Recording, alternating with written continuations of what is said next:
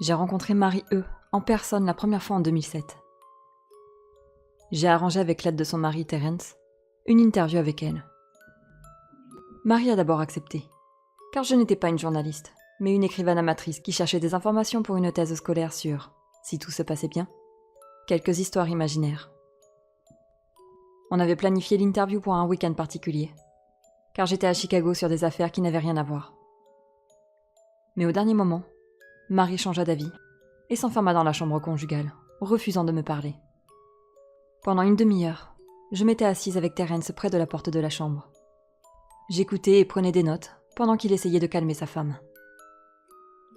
Les choses que Marie disait avaient peu de sens, et je sentais dans sa voix qu'elle pleurait. Terence renonça en s'excusant profondément, et je fis de mon mieux pour le rassurer, rappelant que je n'étais pas une reporter, mais juste une jeune curieuse en quête d'informations. Cela dit, pensai-je à un moment, je pouvais peut-être trouver un autre cas similaire. Marie était une opératrice d'un système de tableau d'affichage, basé sur Chicago en 1992. Quand elle vit Smile.jpg la première fois, et sa vie changea à jamais. Elle et Terence n'étaient mariés que depuis 5 mois. Marie était une des 400 personnes estimées, qui avaient vu l'image lorsqu'elle a été postée en lien sur un forum. Marie était la victime la plus citée, de ce qui était parfois appelé Smile.dog, la chose que Smile.jpg est censé montrer. Bien que le phénomène se centre sur une simple image, ce fichier est introuvable sur le net. Smile.jpg et Smile.dog ne sont mentionnés nulle part sur Wikipédia, bien que le site présente des articles sur d'autres phénomènes similaires. Toute tentative de créer un article sur Smile.jpg est rapidement supprimée par un des admins de Wikipédia. L'histoire de Marie n'est pas unique. Ceux qui clament avoir vu Smile.jpg disent souvent qu'ils étaient trop occupés pour avoir pensé à sauvegarder l'image dans leur disque dur. Cependant, ces victimes ont tous la même description de la photo. Une créature en forme de chien, semblable à un husky sibérien, illuminée par un flash de l'appareil photo. Assis dans une salle, le seul détail visible de l'arrière-plan étant une main humaine sortant des ténèbres de la salle, sur la gauche de l'image. La main est vide, mais est souvent décrite comme pointant du doigt. Bien sûr, l'attention est majoritairement donnée au chien. Le museau de la bête est figé dans un sourire large, révélant 2 lignes de dents bien blanches, bien fines, bien acérées, et de forme humaine. C'est, bien sûr, non pas une description donnée directement après visionnage, mais plutôt ce que les victimes s'en souviennent. Car elles voyaient l'image se répéter dans leur tête à l'infini, alors qu'elles avaient, en fait, une crise d'épilepsie. Ces crises sont rapportées comme interminables, souvent quand la victime dort, causant de dérangeants et réalistes cauchemars, qui pouvaient être traités par médicaments. Marie, j'imagine, n'a pas eu de médication effective.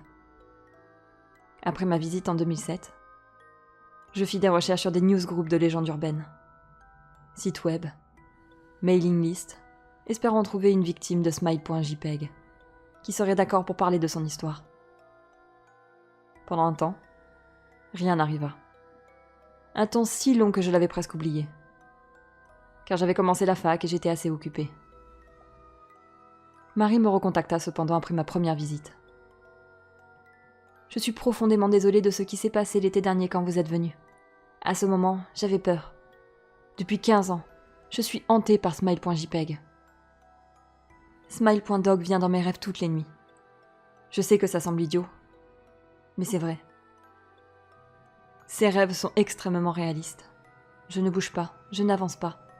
Je regarde simplement droit devant. Et la seule chose devant moi est cette horrible scène de l'image. Je vois la main qui pointe, et je vois Smile.dog. Il me parle. J'ai pensé longtemps à des options.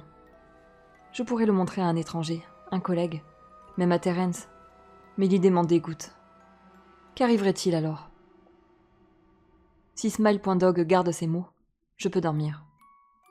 Mais s'il a menti, que devrais-je faire? Et qui dit que quelque chose de pire ne viendrait pas pour moi, si je fais ce que la créature me demande? Alors, je n'ai rien fait pendant 15 ans, bien que j'ai gardé la disquette cachée dans mes affaires. Bien des victimes de Smile.jpg ont arrêté de poster, et j'ai entendu dire que certains s'étaient donné la mort. Les autres gardent le silence, disparaissent de la surface du web. Ils sont ceux dont je m'inquiète le plus. L'été dernier, quand vous nous avez contactés pour l'interview, j'étais sur le point de vous donner la disquette pour vos recherches. Avant que vous arriviez, j'ai réalisé ce que je faisais. J'allais ruiner votre vie. Je ne peux pas me permettre ça. Et en fait, je ne le ferai jamais. Vous pourrez peut-être trouver quelqu'un qui n'hésitera pas à exécuter les ordres de Smile.dog. Arrêtez pendant qu'il est temps. Sincèrement, Marie-E. Terence me contacta plus tard dans le mois pour m'annoncer la mort de sa femme. En faisant le ménage dans ses affaires, fermant son mail, etc., il tomba sur le mail que je vous ai cité avant. C'était un homme craintif. Il me conseilla de suivre le conseil de sa femme. Il trouva la disquette et la brûla jusqu'à ce qu'il ne reste plus qu'un amas informe de plastique fondu noir. La chose qui l'a le plus effrayé, cependant, était comment la disquette a sifflé quand elle a fondu. Comme un animal, a-t-il dit. J'avoue n'avoir su quoi répondre à cela. Je décidai que pour au moins une fois, je n'irai pas plus loin sur le sujet de Smile.jpg, vu que les examens arrivaient en mai. Mais le monde a de curieuses manières de vous rappeler à l'ordre. Presque une année complète après ma venue chez Marie-E, j'ai reçu un mail. Salut. J'ai trouvé ton adresse sur une mailing list. Ton profil dit que tu es intéressé par Smile.dog. C'est pas aussi terrible qu'on en dit. Je te l'envoie ici. Fais tourner. Il y avait une pièce jointe nommée, bien sûr, Smile.jpg. Je l'ai téléchargée, bien que j'imaginais que c'était un fake. Et même si c'en était pas un. Je ne crains pas ce genre d'image. L'histoire de Marie-E m'a secouée, oui. Mais elle était peut-être extrêmement sensible. Après tout, comment une simple image pourrait-elle faire autant de mal? Si je regarde cette image, et si Marie a raison, si Smile.dog vient dans mes rêves pour que je passe le mot, que ferais-je? Vivrais-je ma vie comme Marie, à combattre contre l'envie d'obéir jusqu'à la mort? Ou bien obéirais-je? Et si je fais mon choix, comment le ferais-je? À qui faire passer le mot? Si je reprenais mon attention d'écrire l'article sur Smile.jpg, décidai-je, je pourrais joindre l'image comme prévu. Et tous ceux qui liraient l'article, tous ceux que ça intéresse, seraient affectés à jamais.